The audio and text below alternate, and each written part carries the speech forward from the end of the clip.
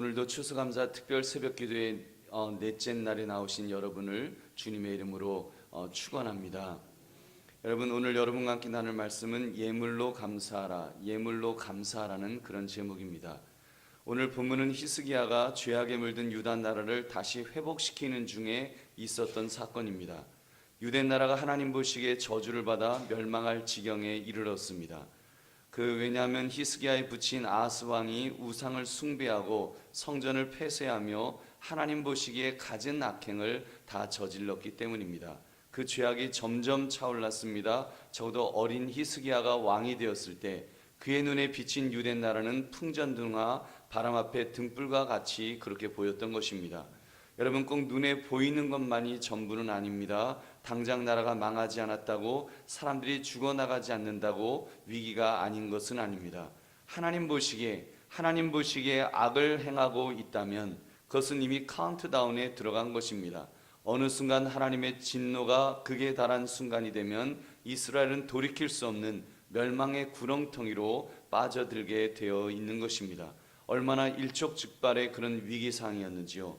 이때 히스기야가 그 위기를 막아내었습니다. 어떻게 막습니까? 하나님 앞에서 그 백성을 성결케 만들며 죄악으로부터 멀리 있도록 할 때 하나님으로부터의 사죄의 은총을 받을 수 있었던 것입니다.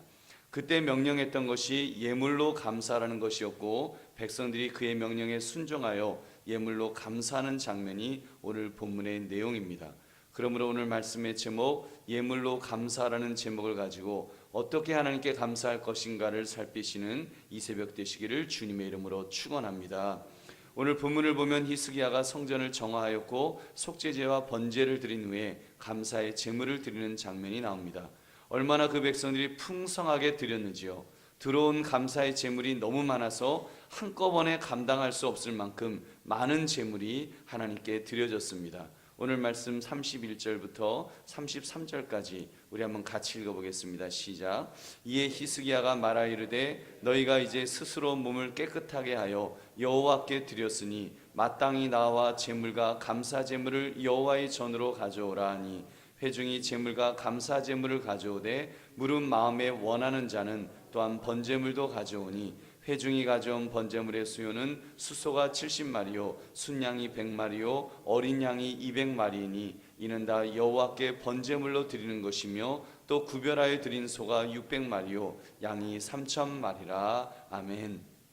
감사제물을 가져오라 했는데 감사제물만 가져온 것이 아니었습니다. 무릇 마음에 원하는 자들은 번제물도 가져왔습니다.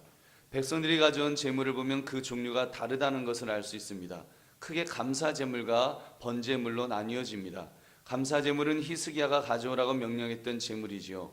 이 감사제물은 제단 위에서 태워 하나님께 돌리고 가슴과 오른쪽 넓적다리는 제사장의 몫이 되며 그 외 부분은 바친 자가 먹게 되어 있었습니다.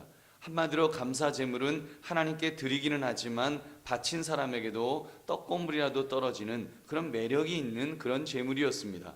근데 그들 중에 무릇 마음에 원하는 자는 또한 번제물도 가져오니 수소가 70마리요 순양이 100마리요 어린 양이 200마리라고 했습니다. 번제는 그 가축을 잡아 피를 뽑아 제단에 뿌리고 제물은 완전히 태우는 제사였습니다. 전소시키는 것입니다. 고기 한 점도 아주 얄짤없는 고스란히 바치는 그런 제물이었던 것입니다.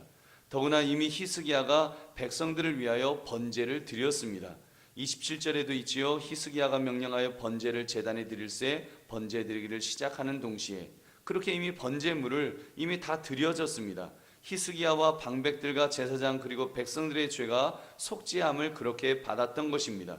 그런데 그런 번제물을 또 가져온 것입니다. 그것도 수소가 70마리, 순양이 100마리, 어린 양이 200마리였습니다. 히스기야 왕이 국가적으로 바쳤던 번제물보다 더 많은 양이 자발적으로 드려졌던 것입니다.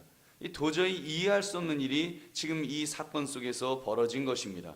더구나 감사제물도 엄청나게 들어왔습니다. 소가 600, 양이 3000마리. 얼마나 많았으면 제사장이 부족해서 그 모든 번제 짐승들의 가죽을 벗기지 못했다고 했을까요? 물론 제사장들 중 많은 숫자가 이미 우상 숭배에 관여했다가 자격정지를 먹었기 때문일 것입니다만 아무튼 일손이 부족했습니다. 그래서 평신도 그룹에 속하는 레위 사람들이 얼마나 열심으로 도왔는가 하면 제사장들보다 더 성심이 있었다라고 성경은 그렇게 기록합니다. 온 백성이 아주 기쁨으로 그렇게 감사의 예물을 드렸던 것입니다. 여러분, 어떻게 이런 일이 가능할 수 있었을까요? 솔직히 지금 히스기야가 아무리 왕이라고 할지라도 무슨 세금을 강제로 징수한 것도 아니고 제사에 쓸 재물을 이렇게 가져올 수 있느냐는 말입니다. 그것도 성전에서 감당할 수 없을 만큼 많은 재물을 가져오는 것이 있을 수 있느냐는 것입니다. 거기다가 안 가져와도 되는 번제물을 그렇게 많이 가져온 것에 대해서는 이건 불가사의하다, 이거는 두 손 들 수밖에 없다, 이렇게 평가해야 될 것입니다. 여러분, 그 당시 GMP가 얼마나 되었겠습니까? GMP라는 말이 쓸 수나 있었겠습니까? 우리나라도 과거에 황소 한 마리 있으면 그 황소 팔아서 장가가고 살림 미천을 그렇게 했을 것입니다. 그런 소가 70마리, 순양이 100마리, 어린 양이 200마리는 바칠 필요가 없는데 백성들이 아주 너무나도 자발적으로 그렇게 가져와서 하나님께 그 제물로 그렇게 드렸던 것입니다. 번제는 이미 끝났다고 말씀을 드렸습니다. 이미 용서함을 받았다는 선포가 있었습니다. 그런데도 또 가져와서 저를 위해서 번제를 드려주세요, 너무 감사해서 견딜 수가 없어요, 그러면서 넘치도록 그렇게 가져온 것입니다. 여러분, 생각해 보십시오. 우리 지금이라도 우리 보고 만약에 황소 한 마리 가져와서 그거 바쳐라 그러면 그게 쉽겠냐는 것입니다. 여러분, 정말 우리 모르겠습니다. 또 해야 되면 빚이라도 져서 또 하겠지만 안 해도 되는 것이라면 당연히 안 할 것입니다. 그런데 그들은 어떻게 그럴 수가 있었을까요? 시켜서 그런 일을 할 수 있겠습니까? 왕이 시켰으니까 할 수 없이 하는 것일까요? 여러분, 지금 우리 비선 그런 얘기 나오는 것처럼 누가 시켰기 때문에 그렇게 하는 것일까요? 이들이 그런 재벌입니까? 무슨 기업가입니까? 여러분, 그냥 일반 평범한 시민, 평범한 그냥 백성들입니다. 여러분, 그 일은 시킨다고 할 수 있는 일이 아닙니다.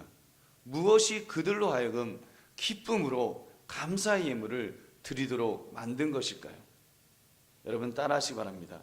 은혜 받으면 누구나 할 수 있다. 여러분, 은혜 받으면 할 수 있습니다. 유대 백성들은 평소에 신앙생활을 A급으로 하던 사람들이 아니었습니다. 오히려 히스기야의 아버지 아하스에 의해서 우상 숭배에 빠져 있었던 그런 백성들이었습니다. 제사장들도 우상 숭배에 빠져서 우상에게 제사 지내는 데 앞장섰었는데 일반 백성들이야 길게 말해서 무엇하겠습니까? 그런데 은혜를 받은 것입니다. 어떻게 해요? 29절을 보면 제사 드리기를 마침에 왕과 그와 함께 있는 자들이 다 엎드려 경배하니라. 아멘. 엎드려 경배하니라. 하나님께 예배했습니다. 예배가 회복된 것입니다. 그동안 하나님이 계셔도 하나님을 하나님으로 모실 수가 없었습니다. 왕이 못하게 막았으니까요. 물론 그 백성들도 거기에 동조했을 것입니다. 그러나 하나님의 백성인데, 여러분, 사람은 영불인데 행복했을까요? 여러분, 그 바알에게, 그 아세라에게 제사 지내면서 그들이 그동안 행복했을까요? 행복하지 않았을 것입니다. 이게 뭔가 잘못됐는데, 이게 우리 조상들이 이렇게 제사 지내려고 하지 않았는데 이게 어떻게 된 거지? 우리가 출애굽한 것이, 우리 조상들이 출애굽한 것이 이러려고 출애굽했나? 이러려고 가나안 땅으로 들어왔나? 아마 그런 불안함이 있었을 것입니다. 바알 신에게 절하면서, 아세라에게 전하면서 영은 죽을 맛이 아니었겠냐는 말입니다. 그러다가 지금 히스기야가 정말 우리 바르게 하나님께 예배하자, 바른 예배의 길을 가자 하면서 이렇게 바른 예배의 길을 열어주었을 때 여러분, 그들의 마음이 얼마나 회복되었을까요? 그래서 예배가 회복된 것입니다. 하나님을 엎드려 경배하면서 하나님을 의식하고 하나님을 의지하면서 막 마음의 기쁨이 용솟음 쳤을 것입니다. 영혼이 영이 뻥하고 뚫리는 그런 경험을 막 했을 것입니다. 이제 정말 살 것 같다. 그동안 하지 못했던 영적인 이 호흡을 하면서 막 천국을 맛보았을 것입니다. 그러니까 그간 그 순양 잡아서 제사 지내는 것이 대수가 아니었던 것입니다. 은혜 받으면 예물로 감사하는 것 하지 말라고 해도 여러분 하게 되는 줄 믿으시기 바랍니다. 사랑하는 성도들이여, 우리 그런 점에서 이번 추수감사절 감사하는 마음이 없으시다면 여러분 억지로 우리 헌금할 필요 없습니다. 하나님은 그런 헌금 기뻐하지 않으실 것입니다. 고린도후서 9장 7절 각각 그 마음에 정한 대로 할 것이요 인색함으로나 억지로 하지 말지니 하나님은 즐겨내는 자를 사랑하시느니라. 아멘. 헌금은 은혜에 감사하는 마음이 들 때 그때 드리는 것입니다. 여러분, 저는 그런 면에서 우리가 좀 그렇게 헌금을 하려면 그런 마음으로 했으면 좋겠습니다. 여러분, 저도 이렇게 제 자신을 돌아볼 때 너무 감사합니다. 저는 지나온 시간들을 돌아보면 하나님께서 정말 이상하게 복을 부어주셨습니다. 나의 나된 것이 하나님의 은혜이고, 여러분 지금 이 자리에 서 있는 것도 하나님의 은혜이고, 또 지나온 시간들을 돌아볼 때 얼마나 그 감사한 것들이 많은지 모릅니다. 물질적으로도 저는 감사해요. 무슨 요술방망이가 저희 집에 이렇게 있는 것 같습니다. 저희 집에는 요술방망이가 있어요. 저도 여러분 아시다시피 제가 어디 가서 아르바이트 해갖고 무슨 따로 돈을 버는 것도 아닌데 제 수입이라는 것도 교회에서 주시는 것 그런 것 말고는 뻔한데, 근데 돌아보면 늘 차고도 넘치게 하나님은 그렇게 늘 주셨습니다. 제가 전에 한번 말씀드린 적이 있었습니다만 환율을 내려주셔서라도 하여튼 하나님께서는 제게 채워주셨어요. 다 주십니다. 작년에는 또 교회에서 주신 우리 또 장학금으로 또 외할아버지가 또 뜻하지 않게 또 돈을 또 이렇게 장학금을 또 주셔서 이렇게 모든 것들이 다 해결이 잘 됐고, 그것 말고도 지금까지 하나님께서 필요한 것은 기가 막히게 채워주시고 정말 넘치게 그렇게 채워주십니다. 저는 그래서 얼마나 감사한지 몰라요. 저는 그래서 정말 마음 같아서는 우리 교회에서 제가 헌금 제일 많이 하고 싶은 욕심이 있습니다. 제일은 아니더라도 또 기쁨으로 그렇게 정말 감사 예물을 드릴 때는 힘껏 또 기쁨으로 그렇게 드리려고 애를 씁니다. 억지로가 아니라 정말 기쁨으로, 정말 감사해서, 여러분 감사해서 하니까 또 하나님은 더 많은 은혜를 부어주시는 줄로 믿습니다. 여러분 감사함으로 해야 돼요. 여러분 우리가 예물을 드릴 때는 감사하는 마음을 담아서 드려야죠. 하나님이 받으시면 뭐 받으시겠습니까? 여러분 하나님이 돈이 필요하시겠어요? 우리가 감사하는 마음을 드릴 때 감사가 하늘로 올라가겠지 그 돈이 하늘로 올라가겠습니까? 하늘나라에 무슨 은행 번호가 있어서 착착착 하면서 그러면서 숫자가 올라가겠습니까? 여러분 하나님이 기뻐하시는 것은 우리의 마음인 줄 믿으시기 바랍니다. 여러분 이것이 신앙생활하는 재미입니다. 이 재미가 있으니까 우리 믿음의 사람들이 사는 것이 아니겠습니까? 이렇게 하나님의 은혜가 여러분에게도 충만하시기를 주님의 이름으로 축원합니다. 여러분 또 한 가지 더 중요한 이유가 있었습니다. 그것은 바로 그들이 사제의 은총을 체험하였기 때문입니다. 우리 31절 말씀 함께 읽어보겠습니다. 시작. 이에 히스기야가 말하 이르되 너희가 이제 스스로 몸을 깨끗하게 하여 여호와께 드렸으니 마땅히 나와 제물과 감사 제물을 여호와의 전으로 가져오라 하니 회중이 제물과 감사 제물을 가져오되 물은 마음에 원하는 자는 또한 번제물도 가져오니. 아멘. 스스로 몸을 깨끗하게 하여 여호와께 드렸으니 무엇했다는 것입니까? 죄 용서함을 받은 것입니다. 그 백성들을 생각해 보십시오. 여러분 내 죄는 내가 알렸다. 자기들이 바알이여 그러면 우상을 섬겼던 그 죄가 생각이 안 났을까요? 자기들이 그 바알에게 아세라에게 제사 지내던 것이 생각이 안 났겠냐는 말입니다. 더구나 바알신과 아세라신은 이방의 신들은 공창제도가 있었다고 했습니다. 남자들이 한마디로 종교를 핑계로 재미 본 것입니다. 음행을 저질렀던 것입니다. 그 죄를 가지고 여호와 하나님 앞에 나간다고 한번 생각해 보십시오. 그들에게 하나님은 어떤 분이십니까? 애굽의 군대를 몽땅 바다에 수장시킨 무시무시한 하나님이십니다. 아간이 옷 몇 벌 돈 조금 땅속에 숨겨두었다고 돌로 쳐 죽게 하신 그런 하나님이십니다. 그 조금 모세에게 대든다고 땅을 벌려서 고라당을 모두 몰살시키셨던 그런 하나님이십니다. 그러니 만약 하나님께서 그들에게 내 놈들 내 죄를 내가 알렸다 하면 끝나는 겁니다. 끝나는 거예요. 근데 그들이 회개할 때 속죄제를 드릴 때 사제의 은총이 임한 것입니다. 너희가 깨끗함을 받았다. 너희가 회복되었다. 그 은총이, 사제의 은총이 그들에게 임하였던 것입니다. 그러니 얼마나 감격이 되었을까요? 하나님이 나의 죄를 용서해 주셨다. 아마도 그 백성들은 감사의 제물을 가져오면서, 번제물을 가져오면서 막 희죽희죽 웃었을 것입니다. 막 웃었을 거예요. 웃다가 울다가 너무 감동이 돼서 그런 기쁨으로 감사의 제물을 바쳤을 것입니다. 여러분, 사제의 은총을 경험한 사람은 감사하지 않을 수 없는 줄 믿으시기 바랍니다. 사랑하는 성도들이여, 우리는 그 이상의 사제의 은총을 경험한 사람들이 아니겠습니까?